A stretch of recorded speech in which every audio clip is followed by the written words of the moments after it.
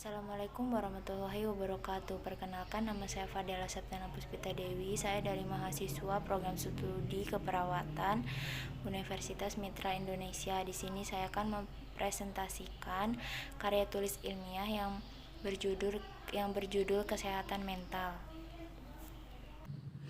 Karya tulis ilmiah kesehatan mental. Bab 1. Pendahuluan latar belakang. Kesehatan mental merupakan keinginan wajar bagi setiap manusia seutuhnya, tapi tidaklah mudah mendapatkan kesehatan jiwa seperti itu. Perlu pembelajaran tingkah laku, pencegahan yang dimulai secara dini untuk hasil yang dituju oleh manusia. Untuk menelusurinya diperlukan keterbukaan psikis manusia ataupun suatu penelitian secara langsung atau tidak langsung pada manusia yang menderita gangguan jiwa. Pada dasarnya, untuk mencapai manusia dalam segala hal diperlukan psikis yang sehat, sehingga dapat berjalan menurut tujuan manusia itu diciptakan secara normal. Rumusan masalah. Untuk memfokuskan pembahasan, penulisan merumuskan masalah sebagai berikut. Yang pertama, apa yang dimaksud dengan kesehatan mental? Yang kedua, bagaimanakah ciri-ciri atau kategori dari kesehatan mental? Yang ketiga, bagaimanakah mengatasi kesehatan mental itu? Batasan masalah. Saya membatasi masalah yang akan dibahas pada kesehatan mental, ciri-ciri atau kategori dari kesehatan mental, serta cara mengatasi kesehatan mental seseorang, sehingga pembahasan masalah tidak akan keluar dari batasan-batasan masalah yang telah ditentukan oleh penulis. Tujuan penelitian: mampu memahami dan mengerti tentang pengertian kesehatan mental, ciri-ciri dan kategori kesehatan mental, serta bagaimana mengatasi kesehatan mental tersebut. Bab 2. Pembahasan. Mental yang sehat tidak akan mudah terganggu oleh stresor penyebab terjadinya stres. Orang yang memiliki mental sehat berarti mampu menahan diri dari tekanan-tekanan yang datang dari dirinya sendiri dan lingkungannya. Noto Sodirjo menyatakan bahwa ciri-ciri orang yang memiliki kesehatan mental adalah memiliki kemampuan diri untuk bertahan dari tekanan-tekanan yang datang dari lingkungannya. Sedangkan menurut Klaus Kerentanan susceptibility, keberadaan seseorang terhadap stresor berbeda-beda karena faktor genetik, proses belajar dan budaya yang ada di lingkungannya, juga intensitas stresor yang diterima oleh seseorang dengan orang lain juga berbeda. Pengertian kesehatan mental. Istilah kesehatan mental diambil dari konsep mental higiene. Kata mental diambil dari bahasa Yunani. Pengertiannya sama dengan psike dalam bahasa Latin yang artinya psikis, jiwa atau kejiwaan. Kesehatan mental merupakan bagian dari psikologi agama, terus berkembang dengan pesat. Jadi dapat diambil kesimpulan bahwa mental higiene berarti mental yang sehat atau kesehatan mental. Sedangkan yang dimaksud kesehatan mental adalah terhindarnya seseorang dari keluhan dan gangguan mental baik berupa neurosis maupun psikosis. Penyesuaian diri terhadap lingkungan sosial. Ciri-ciri kesehatan mental. Ciri-ciri kesehatan mental dikelompokkan ke dalam 6 kategori, yaitu yang pertama, memiliki sikap batin, attitude yang positif terhadap dirinya sendiri. Yang kedua, aktualisasi diri. Yang ketiga, mampu mengadakan integrasi dengan fungsi-fungsi yang psikis ada. 4. Mampu berotonom terhadap diri sendiri atau mandiri.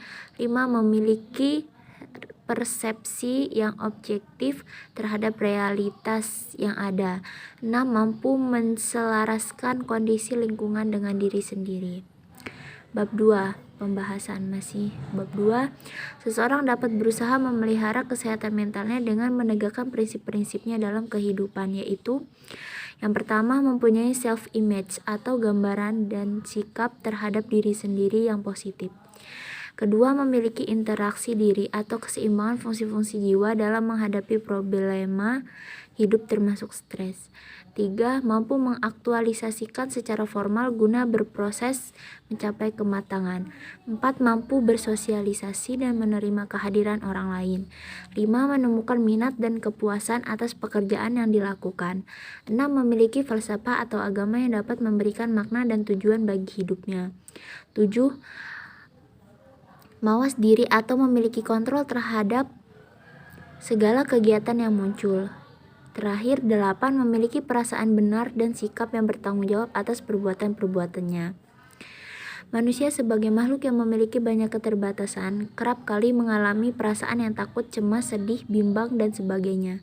Dalam psikologi, gangguan atau penyakit jiwa akrab diistilahkan dengan psikopatologi. Ada 2 macam psikopatologi, pertama neurosis dan yang kedua psikosis. Sementara dari Haji Tarmizi membagi psikopatologi menjadi 6 macam. Selain 2 yang sudah disebutkan di atas, dia mengemukakan yang lainnya, yaitu psikomatik, kelainan kepribadian, deviasi seksual, dan retardasi mental. Kategori atau penggolongan kesehatan mental. Yang pertama, gangguan somatoform. Gejalanya bersifat fisik tetapi tidak terhadap dasar organik dan faktor-faktor psikologis. Kedua, gangguan disosiatif, perubahan sementara fungsi-fungsi kesadaran, ingatan, atau identitas yang disebabkan oleh masalah emosional. Yang ketiga, gangguan psikoseksual, termasuk masalah identitas seksual, impoten, ejakulasi permatang, frigiditas, dan tujuan seksual. 4. Kondisi yang tidak dicantumkan sebagai gangguan jiwa. Mencakup banyak masalah yang dihadapi orang-orang yang membutuhkan pertolongan seperti perkawinan, kesulitan orang tua, perlakuan kejam pada anak. 5. Gangguan kepribadian. Pola perilaku maladaptif yang sudah menahun yang merupakan cara-cara yang tidak dewasa dan tidak tepat dalam mengatasi stres atau pemecahan masalah. 6. Gangguan yang terlihat sejak bayi, masa anak-anak atau remaja, meliputi keterbelakangan mental, hiperaktif, emosi pada anak-anak, gangguan 8 dalam hal makan. 7. Gangguan jiwa organik. Terdapat gejala psikologis langsung terkait dengan luka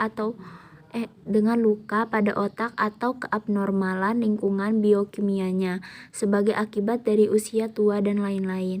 8. Gangguan penggunaan alkohol berlebihan, obat bius, amfetamin, kokain, dan obat-obatan yang mengubah perilaku. 9. Gangguan skizofrenik, serangkaian gangguan yang dilandasi dengan hilangnya kontak dengan realitas sehingga pikiran, persepsi, dan perilaku kacau dan aneh. 10. Gangguan paranoid, gangguan yang ditandai dengan kecurigaan dan sifat permusuhan yang berlebihan disertai perasaan yang dikejar-kejar. 11. Gangguan afektif, gangguan suasana hati, mood yang normal, menderita mungkin mengalami depresi yang berat, gembira yang abnormal, atau berganti antara saat gembira dan depresi. 12. Gangguan kecemasan, gangguan di mana rasa cemas merupakan gejala utama atau rasa cemas dialami bila individu tidak menghindari situasi-situasi tertentu yang ditakuti. D. Terapi gangguan jiwa. Terapi di sini mengandung arti proses penyembuhan dan pemulihan jiwa yang benar-benar sehat. Di antaranya terapi yang digunakan meliputi beberapa bentuk. Terapi holistik, yaitu terapi yang tidak hanya menggunakan obat dan ditujukan kepada gangguan jiwanya saja.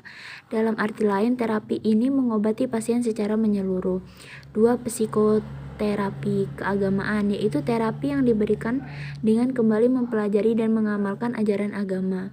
3. Farmakoterapi, yaitu terapi dengan menggunakan obat. Terapi ini biasanya diberikan oleh dokter dengan memberikan resep obat pada pasien.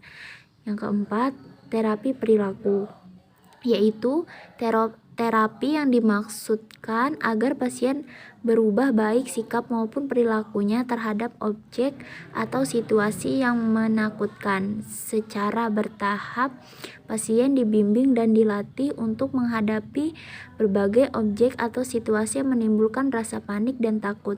Sebelum melakukan terapi ini, diberikan psikoterapi untuk memperkuat kepercayaan diri. Kesimpulan dan saran.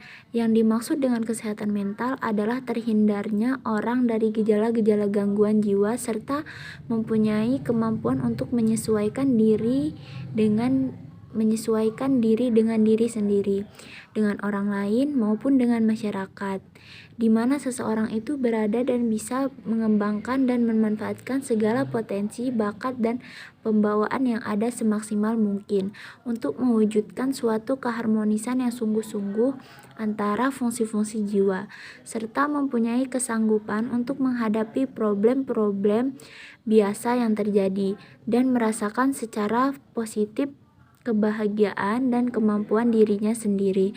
Saran saya, kesehatan mental dari seseorang harus dijaga secara bertahap dari sejak masa kanak-kanak sampai dewasa agar tidak diperlakukan tindakan penyembuhan yang berkelanjutan.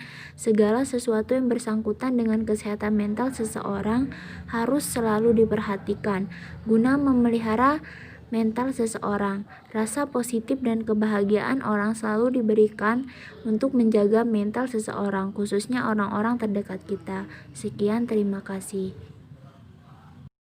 Sekian presentasi dari saya ucapkan terima kasih.